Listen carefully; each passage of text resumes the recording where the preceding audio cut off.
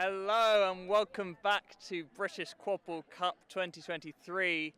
We are here for our next game on pitch 1, Phoenix FQC versus Werewolves second. My name is Alex Lewis, I'm joined by... William Brilliant, glad to be here. Glad to have you. What are you thinking about this game? Talk us through this matchup. So this is going to be a London versus a London team, which I think is always very exciting. I'm very curious to see, because this is Phoenix's first official season. So I'm very curious to see what level of play they bring. It's definitely an interesting question when we talk about that first year, because Bar actually won signing. I think they have a new player as well. This is mostly a team that is in name homage and in team makeup a re-rising of London Unspeakables. May they now rest in peace. Well, but we'll see. JT obviously is their big name signing for this season. We'll see how he fits in, already having played quite a few games at the community fixture level. And we're seeing the return of Harry Rochford from a injury. We'll see if he manages to keep that away. And we also see the debut of I don't know the name of this player, but he's wearing the shirt of Thomas Hutton, looking like a new build. And the players ready themselves. Yep. Who have you got in keeper?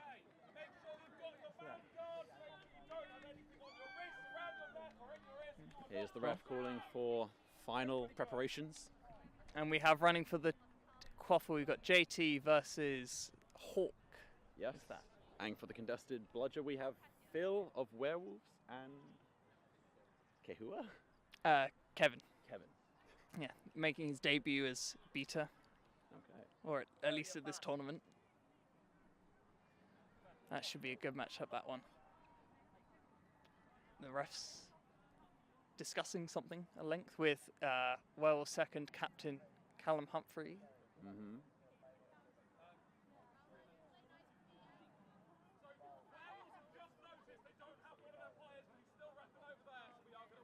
We are unfortunately delayed. One of the players for Werewolves seconds is still reffing a game on an opposite pitch, so we will be delaying. Wow. Are we to vamp for? I do apologize for this delay. It's not quadball if you don't have everything go horribly off schedule. Exactly. But unfortunately, it is, to keep it a fair game, it is only correct that we do wait until Werewolves seconds have their full roster. Callum Humphrey, Werewolves seconds manager, captain, striding across, attempting to sort this all out. He's got a bit of a jog now, a bit of more urgency. He is agreeing a swap, it appears. He's changing his starting roster, actually. Oh. Looks like he's using this to be a bit tactical changes. But Phoenix remain the same. Phoenix having a smaller squad than Werewolves seconds, which is very impressive considering Werewolves seconds are, by name, a seconds team. Exactly. So it's impressive. Not many can claim that. Can boast. In fact, at the start of this season, Werewolves had up to 3 teams. 3? Having been boasted by the Birmingham Badgers over the summer community fixtures. The Birmingham Badgers, a team that I presume would never existed, really. Well, newly formed this year, and we're struggling a little bit to get numbers. Hopefully next year they'll look stronger. Fingers crossed for the Birmingham Badgers. Our thoughts are with you all. Of course. But as we never need to worry too much about the death of a club, because as Phoenix show, that there is always some form or entity willing to rise from the ashes. Indeed. And the only question is influx of new players, but always some old players are ready to come back and stick around. And there's always a fair amount of uni players leaving university and looking for a community team. Exactly. And you play for a university team, is that right? I do. I am part of the Radcliffe Chimeras. We're the Oxford University's Quidditch club. Part of University of Oxford and Oxford Brookes. So how is it, do you think, why is it, do you think, that you of the university teams have managed to stay going when others have struggled? That's a great question. I think from what we focus on in recruitment is always sort of just trying to make it a fun sport which people enjoy coming back to. And it doesn't really matter where we place at the end of the day, as long as everyone's got a smile on their face. And that seems to be enough to keep people coming in. Well, that's very good advice, thank you. I think we're ready to go now. It appears that they have got their player back. I think, yes, Max is running along. Bless their heart. Wearing the wrong shirt. Oh, well. I'm sure that will be sorted soon. Yeah. I think, don't think they were planned to start, but it's just at least that they have them. Yes. Max is a very strong addition to any team. Of course. A very capable beater.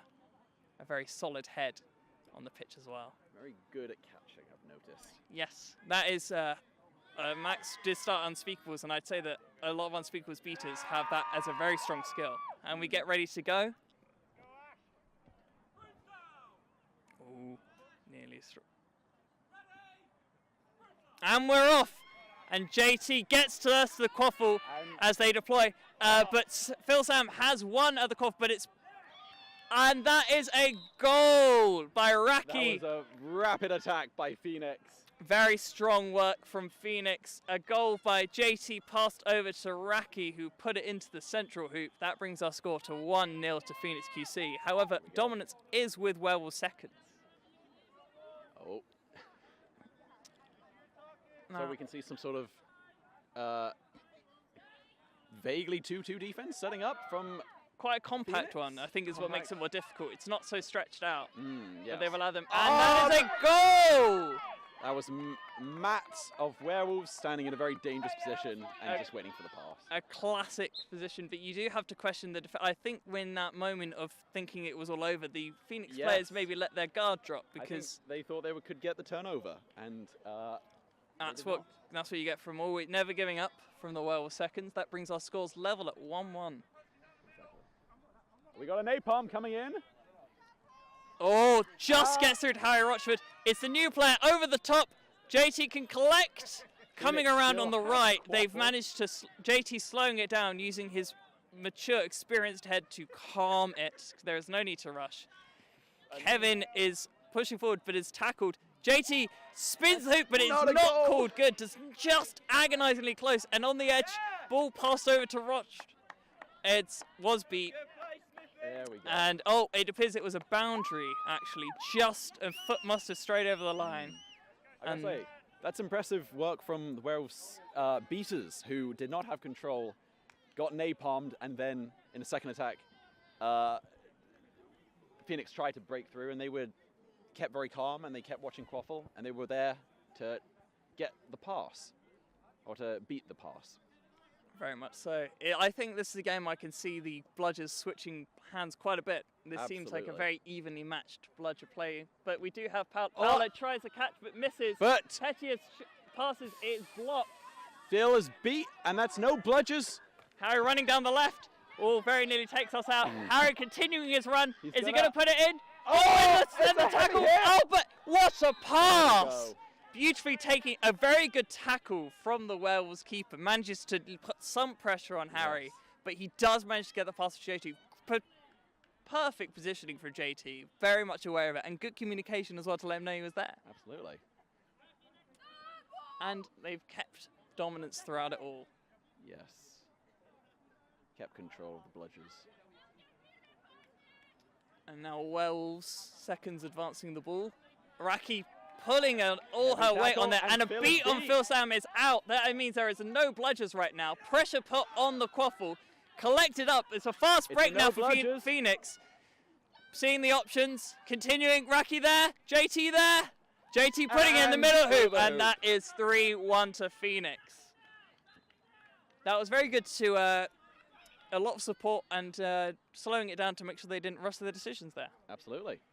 Raki was very vocal to get the option. I think that was always a possibility very early on, but I think the Quaffle carrier preferred to take a moment to assess their options, which sometimes you cannot fault because you don't want to rush. If it gets the hoop, it works. I think they're definitely, the defense of Phoenix is very much going for a low very sat back, doesn't it? They're more or less Well. operating just at the keeper line and no further. That's true. But I do like Phoenix's beaters. They've got very good aggression, and they're Yeah. scaring. Oh, and that's a catch from Phoenix, and then a beat out. Oh, it is unfortunately tipped into the hoop by the Phoenix player. I do agree with you. I think the Phoenix beater line allows them to sit so deeply back because they can just let their beaters advance out as they wish. And again, beaters are making a play. It's a no. JT has the ball once again. JT being Heavy wrapped up tackle. completely. He hands it off to Uti. Uti has options And Phil's but coming back resets with a it. bludger. to go 82, and it's JT. JT asking for support from Rob Pierce, but an advantage marker has goes been up. thrown down by the referee. JT continuing on with Harry with the ball now. Wells sitting very far back Yeah. on their hoops now, almost out of necessity. Just trying to get some kind of structure. Think- Over to Uti. Uti to the middle. Oh! It's blocked. Harry Oh! in! Oh, that you have to feel for Werewolves Incredible. there. They did well to block it, but that Yeah. I think comes from the fact that they had 2 players on hoops when they didn't need 2 players on hoops. They are running a 2-2 defense. But they were almost stuck next to each other. That's the thing to me. A little bit, yes. I think that came, if I'm honest, I'm not hearing much from Werewolves seconds. And I think that it maybe is an issue they were having with that defense, is that they were rushing, sort of chasing shadows, and then didn't really have that structure to fall back upon. Everyone was kind of just working it out for themselves, unfortunately, in that Potentially. attack. I think the hand also has to go to Phoenix for, even with all that chaos, they are still, ready in dangerous positions to catch and dunk. And I think that's a testament to That is very true. their skill. I think that, but I will say structure, I think they had quite a strong diamond going on, which means that their passing True. is very, if you make it easier for the players to have to make decisions. And Werewolves coming here, unfortunately beat by Rob Pierce, because this is the issue with that very deep set defense, is that you try and run at them and you're running into 3 different areas of pressure. Yes. And it's it's a a no fast break, bludgers again. JT on it, JT puts it through, that is 5-2 to Phoenix. Sam Instone trying to make something happen, but a throwback keeps control with Phoenix. Quite wholesale change from Werewolves seconds. I think it's very clear. Werewolves are trying to get control back, but the Phoenix beaters are doing a great job of both keeping it and keeping pressure on the quaffle. But they haven't really taken much time to slow it down and try and get back possession. True. Oh, but Sam, Instone- speaking of, The one time where they did slow down and just wait, and Sam Instone has fashioned the opportunity and has taken it. and you can quaffle see is still the- with Werewolves. Let's see if they can use that control. It's a Bludger miss coming beat. in towards us. But you definitely can see Oh. that the impact that these substitutions have made with Arjun on the ball and Instone Yes. on Bludger. Definitely a calmer head with Arjun there. Maybe someone who's also had a chat from the captain on the sideline can always help as well. Absolutely. Seeing the changes that need to be made and putting them in with the, not just changing personnel, but also changing instructions to said Oh, personnel. they're making something happen. And It's a beat from Ollie. Will they get dominance back? Ollie to collect it. Raki also to put it in. So not only did they get dominance back, they Incredible. also got a goal. So Very impressive. Sam went off to the wing to try to clear out some chasers, and Phoenix saw the opportunity. Very good vision there. To very But quickly Sam has noticed a loose bludger and has collected it. move. Not sure what happened there, but a bit of miscommunication it appears between the Phoenix beaters. Quite.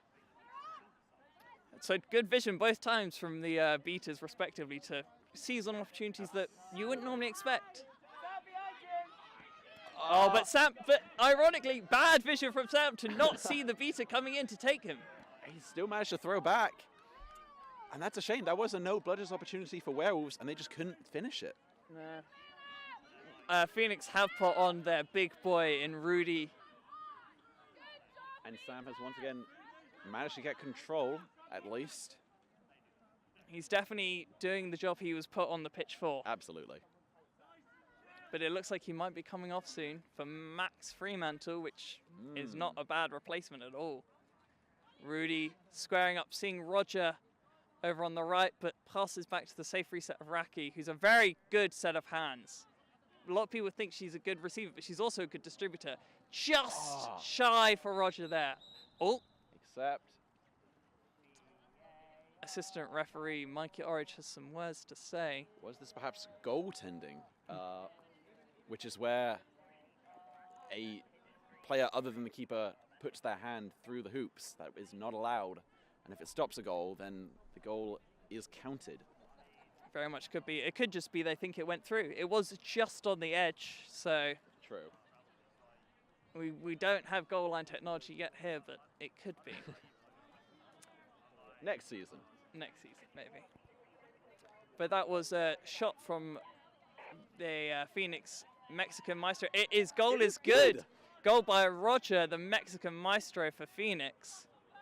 Fresh from Leeds this morning, whether intentionally or not. And we are ready to reset. Dominance is with Werewolves seconds.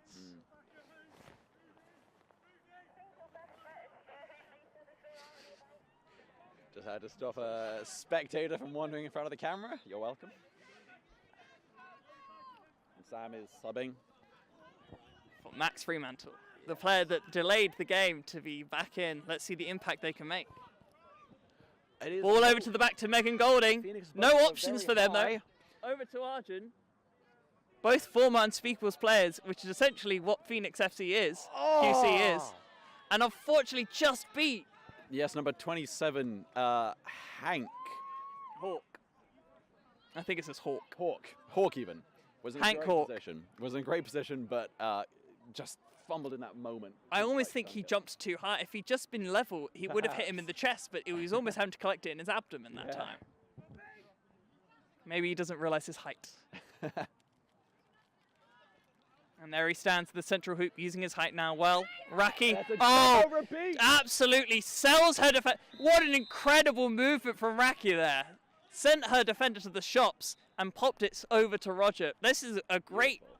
And I'd say, if you looked at those two players there, you would think that that partnership would be the other way around, wouldn't you? Yeah. Normally we do see very much the taller, larger male-bodied player passing it over to a smaller female-bodied player, yet Raki has got it all, really. Yeah. And so I ball think is with Werewolves. Werewolves are playing it slow. We're trying to perhaps make something happen in the beta game. But not much is happening in the beta game. The issue is that with the point keeper being so back in their own zone, it's difficult. Beaters can't tap them out. But Beta has left them. Okay. I just think there's not much of a full game plan with Werewolves right now. But Arjun is trying. But it's relying on a lot of individual efforts. And that was a missed beat. Go 82 has put it in. Just before the beat. Unlucky for the beat because that was an impressive beat. Yeah. But you can understand why they wanted to make sure they were a bit closer. Yes. And it turns down. Score is 9-2 as Werewolves seconds call a timeout. Yes. So now you've been at a few Werewolves trainings. Does this look like things they've practiced, or does it seem like it's going wrong from the original plan? Well, I think it's a great question. I think they would be hoping that their chasers could make a little bit more happen. We've seen that their beaters have been very good at not getting drawn in, being ready for a pass behind hoops to then go and beat that out. I think Werewolves would be hoping that even if there is one beater on hoops, they could still deal with that with their chasers alone. Obviously, if you are standing on the middle hoop and you get beat out, you can tap in very quickly. So there is not much that beaters can do against an arm beater on the hoop. I wonder if the beaters are maybe a bit too cautious at this point. I think they definitely aren't willing to sacrifice the bludger to get a goal. And that is a question mark of whether they should be. I think they've been a little spooked. I think Phoenix had fantastic bludger control in the first few minutes of the game. And now they're a little cautious of letting them get it back. That's very fair. I think also it's a very effective low, deep defense from the Phoenix. And I think Werewolves just need to slow it down and just go to a simple box. That's your best way to slowly Yes, stretch it. I think that they are looking very... We're seeing a lot of passes between safe reset and ball carrier. We're not seeing much around the edges. It's true, and I think they're not passing it behind because they're afraid a beater will turn around and throw. But if they get space, it can be done. Yeah, just need to give it time, and I think they're not necessarily willing to give it time. Let's hope that that is what's been imparted in the team talk and see if we see much improvement. Exactly. Interesting, there isn't much of a box either. No. But there is an attempt. There is also dominance with Phoenix now. I'm not quite sure how that happened. There was an attempt to try to get back control. Oh, Morgan blocks it very well. Now here's the opportunity, but bludger behind. But oh dear! The hoop is gone. You know, you have to feel for Arjun. That would have been a goal. If that hoop had been there, that would have been a goal. However, it looks like it is a goal for the other team. Oh, Rudy sending everyone to shops. That is 10-2. You got to feel for Werewolves there. Yeah. That really should have been their goal. But so, Phoenix are, I think, Werewolves are trying to do downtowns, which is where one unarmed beater goes and hassles an arm beater trying to get something back. And where Phoenix are able to focus on them. And ideally, Werewolves chasers will then use that opportunity to make a goal happen. It just hasn't happened yet. I do think this game is very much coming down to the beaters, because you look at Phoenix's beater line, and a big part is that they have a lot of experience. Oh, what a goal! What a goal! Sophie Osborne on Werewolves second scores a beautiful little dink over the top. Hey, you can't You know what? The shot is, we've all said it before, the shot is always on, it is always open, and Sophie Osborne is doing us all proud by showing that. Absolutely. I was just saying the beaters normally dictate the game, but turns out you don't know the beaters always. But anyway, my point still of that Here's the napalm coming it's in predominantly from an Phoenix. experienced beat. Oh! But Max is not. That was a stressed. cheeky little move. But it's a predominantly experienced beater line for Phoenix. You see, you've got Monique, you've got Ollie. Both of those have been in the game for quite a long time. You've got Paola, who's playing on an international level. Again, the Phoenix beaters were caught up with the Werewolves beaters, and maybe the Werewolves chasers can turn this into a goal. But the beaters have got back so well. That was also got to give credit to a fantastic tackle by JT on Morgan. And again, and they're turning into a quick break because Werewolves beaters aren't back. It's a question. He's confident in himself. He's got Harry on the right, and he sees him. Lovely. Not good defense, I'd say. You had 3 people waiting for JT to run at them, and not one person decided to pick up the passing option. It's true. Ideally, if you're running into a defense, you want to take the hit and pass off to a passing option. That takes one defender out. But absolutely, if you've got multiple people on defense, get someone to mark the passer. I wonder, you're looking at the chasing options there. I know Dan Golding has played keeper a little bit. Morgan obviously a keeper. The other male body chaser, I'd argue, looks like he's probably played keeper for. I wonder if they all almost fit the same brief and they all struggle to realise what they need to do outside of that. Perhaps. With the having a debate, Harry Rochford is getting a massage from Rudy.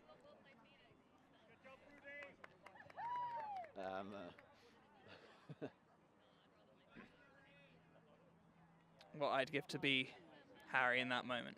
Oh, so apologies. I've been saying Rochford. It's Rochester. I just know him as Roch. Apologies.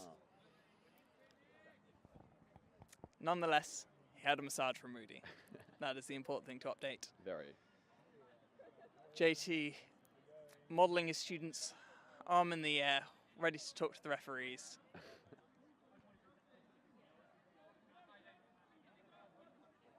Goal is no good for unsure of the reason. Third bludger interference. Oh, I think so. Like it could be. So, for those who are not aware, if one team has both bludgers in their beater's arms, the third on the ground becomes the third bludger, and that team is not allowed to do anything to it.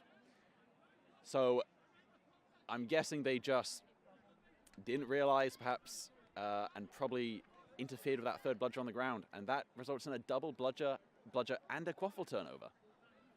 All a huge swing, although Wells' second still quite bad at the game. Obviously a snitch catch can change all that. It is 10-3, but the quaffle does return to Wells very far back, and bludger is passed back up, and they're going for a quick break as it's a no bludgers, and that is through!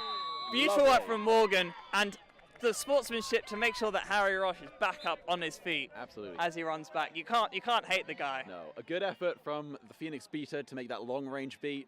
Sometimes you just got to make the Hail Mary throws and hope for the best. Especially when you don't have dominance. What's the hardest thing that's going to happen? You can just pick up that ball right off again. Very true.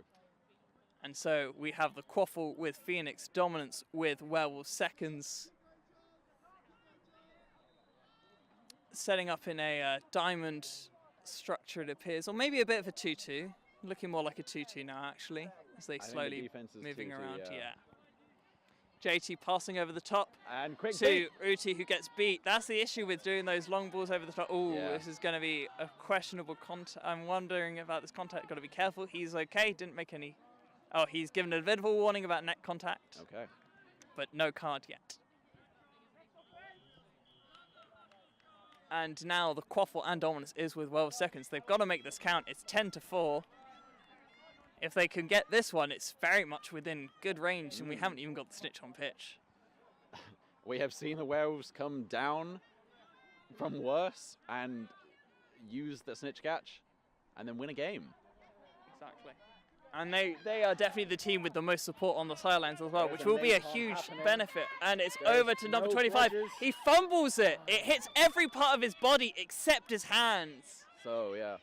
And the ball is now with Phoenix. Dominance remains with Werewolves seconds. They're being a lot better with their attacks now. Yeah. And I don't know, I haven't been able to note the bludger play if they're utilizing it more, if they're just, I think they're being a bit calmer with the walking up the pitch, or maybe Phoenix are just getting a bit more tired. Potentially. I think there would still be some frustration in the Werewolves that the beaters are making no bludgers situations and chasers aren't converting. Oh, what a beautiful little backhander. That was Harry Roche. Gorgeous. And it looks like they might have dominance, but unfortunately Rob Piss is beat out. So whilst Paula does throw that, oh, Paula still has a bludger. She beats out Max. She's in enemy territory. I think she just caught that. I don't understand that. I cannot make sense of it. She had a ball in her hands. A ball was thrown at her. She seemed to throw hers away. And next thing I know, it's like a magic trick. Somehow her ball was replaced by their ball. I don't quite understand. I have no clue which way it went. I have to apologize to the live stream. I don't think you saw any of that, but that was great. It was incredible. I'm sad none of you saw that because it was like a magic show. It really was. It was incredible work from Paula. And she goes off to rapturous applause. And on comes Monique Davies. Not a bad substitution either. This just shows the strength of their beating lineup. It may not be deep, but it is quality. Yeah. And you know what? Also shout out to Kevin Lee, who is napalm coming in. A less experienced beater, but has been holding it well with the rest of them. Claire's calling. Misses a throw on the quaffle. It appears there's no bludgers? No bludgers. And now they've got one bludger back, but it's far away. Harry Roche with it. Oh, a beautiful little switch to JT. Oh, it misses the beat. It's still with Roche. Roche coming through. And it's in! You've got to question the defense there. There was a lot of time that they really didn't do much. I understand, though, because the issue is that you had to stick to your hoop or else it gets shot on you. So really, when it's that close... I think the fault comes down to the beater, unfortunately. Claire had two opportunities to beat out the quaffle carrier and just missed, and that's unlucky. That happens sometimes. Maybe a bit more could have been done on the contact to push Harry further away, because I think that was the issue. Once he got squished up there. Sometimes all you want to do on defense is just hold the quaffle still for long enough for your beaters to get back. Very true, and unfortunately they were far away. Yes. It is now 12-4. Control is with Phoenix. Bludger control. Quaffle with Werewolves. Oh, attempts for a long-range shot. Always a fan of that, but unfortunately was seen straight away by Harry Roche, who tries to keep it in, but unfortunately it does go out for a boundary to Werewolves. Dominance is being fought over, but actually, you know what? They already had dominance. Yeah. That was just the third bludger. Oh, but Werewolves were inbound. Dan Golding, Dan Golding passes it. Nice. Unfortunately blazes it towards Pettier. Pettier turtles it. JT calling for his beaters. They've let, in the calling for it, has let Pettier stand back up, but now she's been brought back down. And here comes a Phoenix beater to clean up. JT very much playing with his food there. And the quaffle is back with Phoenix. But dominance in all of that has gone over to Werewolves second. Indeed. I think maybe that is why they weren't able to get there so quickly. Maybe they were in a Exactly. intense battle, but unfortunately we did not pay attention to that, so I apologize. We are both 2 chasers, so we do No, not I am pay a beater. Oh, then I have no excuse for my colleague here. I should apologize if anyone is not familiar with the terminology. I've been talking about napalms a lot without explaining what they are. That is when the offensive team have control, so they have 2 bludgers. They will throw one back, and that unarmed beater will then run in and just try to make a tackle and cause a no bludger situation so the chasers can then get a hoop. And so far, I think Werewolves have been very good at the one defending beater staying on the quaffle and focusing on that. Oh, what a... Oh, wait, did that not go in? Oh, maybe I spoke too soon. But it looked beautiful. It looked beautiful. Quick break. He bats it away almost casually, but he misses! He misses! You wish he could have maybe taken one more step and hit and then try to chuck it through. Unfortunate there. Really, hand through hoop should be... You can understand when you're bearing down on Rudy, it's quite a scary sight. But unfortunately, when you're 12-4 down, you need that extra goal, because if you can make it 12-8 on a snitch catch, you've got a chance, albeit slim. And Phil throws back to hoops to keep control, but... Over to Roger, hoop down. Roger passes it over. It is safe with Werewolves. Werewolves streaming ahead.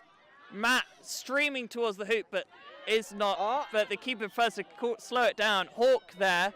Dominance with Werewolves. Yeah, dominance with Werewolves. And Seekers are released. And Kevin beats, and we have Werewolves Seeker coming through on Josh Armitage. Is now beat. Ball coming over is collected by Phoenix. And we now have the bubble being formed by Werewolves on the snitch. The question is, chaser game alone, who do you think is going to be better? Who is going to run away with that? So far, I think it's been... Oh, and that is a match for Werewolves! Beautiful. Josh Armitage fleeing away from the Werewolves Seeker, who is too fast to keep...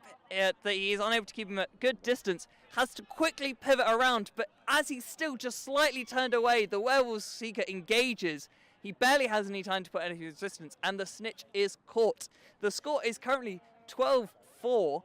If this were to be called good, we would be taking it to 12-7 with Sket score 15. Now that is requiring them to score 8 before Phoenix can score 3, which is a bit of a difficult challenge. I reckon, though, there have been cases where Snitch Catch has revitalized a team and sort of given them the drive and the fire.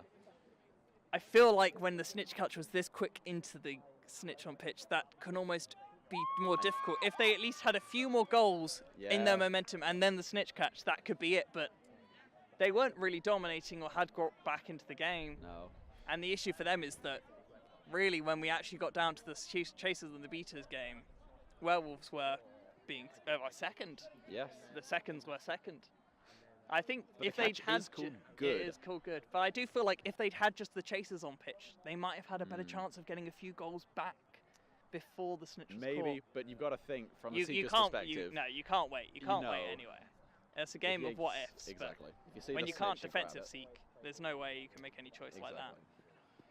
A change of equipment briefly. So the score is 7-12. This means that Phoenix need 3 goals to win. Werewolves need 6. No. Maths. 8. 8. Could have needed only 7 if that goal had gone in from the... But alas, I think seconds have done very well in this game. There's definitely things they can work on.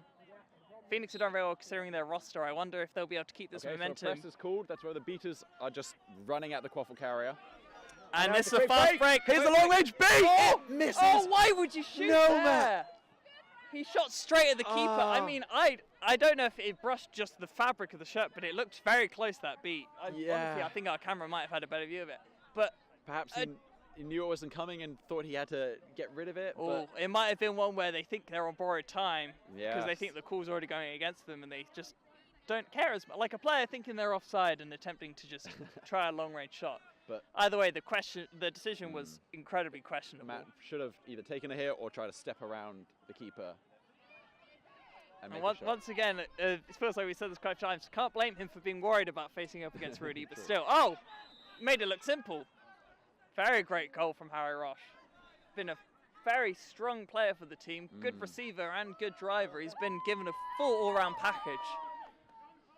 That leaves them only needing 2 Phoenix and still 8 needed. And here's another napalm by Phil. He's thrown his bludger back. Oh, but he's beat immediately. But by Ballard. maybe the But Werewolves it's can given them use. Oh, but unfortunately. The bludger was on the ground for too short amount of time, and the Werewolves couldn't get through in that period. That's the benefit of that compact defense as well for Phoenix, is that even though he was all technically very close to the hoops, he still had at least 3 different chases in front of him. Yeah. And it's very interesting that, because I feel like Phoenix have managed to make those opportunities somehow work for them. Yeah. Actually, maybe it's the movement behind hoops, maybe it's the beaters. But Phoenix have just been a lot better at movement around to find their open opportunities. And that is a beat for Paolo, and that is a beat before it will be. Yeah, beat Phil did before. the right thing there. Even though his partner got beat, he was focusing on the quaffle. The pass came and he got the receiver. Always good to do so. Stops the goal. Goal over control every time, especially when they need 2 more goals to win. Exactly. And Sam Instone is back, who came in and made such a strong impact. Okay. And the quaffle is lost. Oh, but it is now, she's gone. Sophie Osborne has gone for the Sunday League clear your lines. It's a shame. Oh dear, Sam Instone misses a point-blank range beat on Ollie Wynn. No blood. And Rudy is running into a no-blood situation. I can't see a thing because of the referee, and somehow it's missed. And Claire's back on defense with the bludger. Rudy on the ball. Wells just needs to, there's not much communication to reset that defense. I hope they are structured and ordered as they wish to be. Oh! Roger dodges, is beat. Was beat, yep. So does not count his shot. But once again, Phoenix keep on turning the screw. The pressure keeps on going. Wells cannot catch a break. Number 13 attempting to stop the quaffle from going past halfway by knocking it with their bludger. If the ball had been Phoenix's, then that would have prevented a reset. 2 resets, and it would have been a turnover. So that was a smart play. I do note that they've changed it to the line that I'd say was most successful for Werewolves. Yeah, in terms Claire of makes a getting trade, quaffles. and Sam is there to clean up. He Sam makes a Instone on beat. bludger. Oh, but a bludger's thrown back. It's still no bludgers. Oh, again into the And Roger players. Just but has his hands too it high. was beautiful little cutback from the player to turn on a dime. You almost saw the AstroTurf crumb skid up as it went. Oh, beautiful little cut. Oh, that is gorgeous. That is sumptuous. Just Floated on over to Harry Roche, who just put it in like it was nobody's business. But back to that chance, it was a beautiful little turn from the Werewolves keeper, but unfortunately, again, a questionable decision on that hoop. They keep on trying to hope they can just score through them. I feel for the beaters who were making lovely plays in the middle, and they therefore weren't at the hoops in order to stop that. A chance of one more goal coming from the Phoenix bench. 8 more goals needed by Werewolves. Okay, here comes Sam throwing back. And Napalm coming in to tackle over the top, and it is looking like it's going to be it is a beat, and that is the ball back with Phoenix. You would want your chaser further back in that case. Yeah, definitely. I don't think he expected it. I think maybe the pass wasn't as good as he was hoping for. Harry Roche to continue. What a block! I don't even know who blocked that. It might have been the bludger. It was everything at this point. Over to Roger. Oh, slapped into the ground. But beat again. Beautiful vision from Kevin Lee. Roger off his broom. Collected by Arjun. Arjun seeing if there's a chance for a fast break. Sees there isn't. Slows it down. Good decision making from Arjun there to keep it calm. Sam Instone subbing off. Passing on to Marina. Max Fremantle. And yes, Marina has also come on. Okay.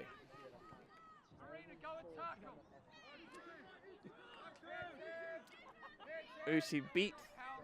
Marina's going to be looking to try to make a tackle. That was slightly movement. I don't know if it was legal.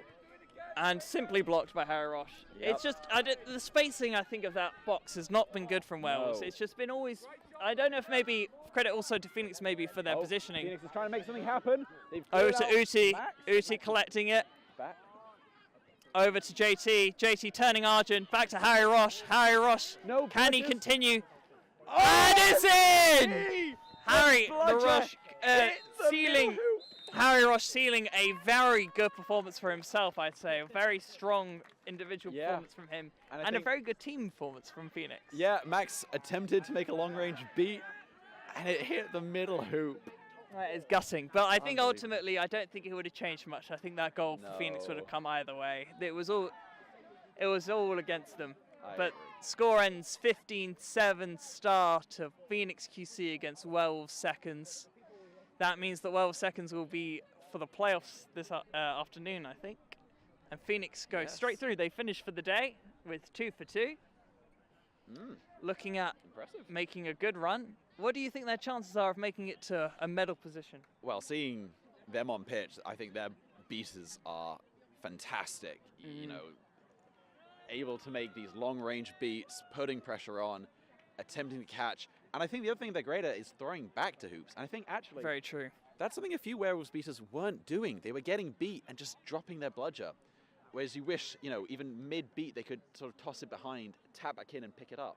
I wonder if that's almost... It felt like the Phoenix players knew they were going to be beat and already were throwing it back before they were beat. I feel like the Werewolves are hoping they might be able to block. And I wonder if sometimes knowing when you're already beat is a good thing to do. I think you've hit the nail on the head. I think with blocking looks great when it works, but when it doesn't, I think it is better to just throw back. I think also a benefit, we talked about Max Fremantle's catching ability. As I said, sculpted on Unspeakables, which obviously Phoenix, a lot of them are also sculpted. I'd say that confidence when you are facing against a beat, knowing that you are almost more likely to be safe if you can catch it rather than block it, that probably helps with them. Throwing it back and knowing that they have a chance of catching it is probably a lot better odds. And even though I don't know if we saw Max make a catch, I think we definitely saw him throwing back and trying to. And so that's what you want to see. I think, definitely. I think we saw two beaters definitely changed that game for Wells when they came on. Instone was very good at getting the bludger back. But I think Max was best at keeping the bludger for themselves and their beater partner. So I think it's a question of just quite a few things. I think they're not going to be happy with Wells Seconds, but they've got time to process, to decompress. The good thing is that they have a full first team who've seen that game, can provide feedback for them. Yep, and I think not today, but probably tomorrow, Phoenix will end up facing Werewolves first. Yes. If the league works out that way. Yeah, it will be unfortunate for Phoenix because I think if they don't face up against a very, very strong team, they have a good chance of getting to third and fourth, so it depends how their order goes. But could you see them beating a South Sea or an Olympians? I definitely could, and in fact, I think I could see a podium position. I think that's very much on the cards. My one concern, I'd say, for them is their depth. That is the thing. You see quite a few of the other teams have brought quite strong, deep rosters, such as Raptors. Olympians have also got a good, decent depth. And I worry that if an injury takes down one of them, or if they start to get more tired, then that can cost them. Yeah.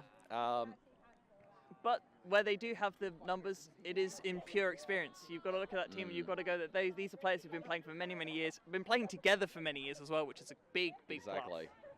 And you wonder if maybe that's the issue with Werewolves Seconds as well, is that sometimes they seemed a bit like none of them knew what their full role was.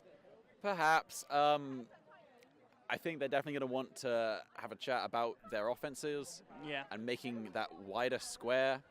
But I think Phoenix were a very strong opposition and had a fantastic compact defense there.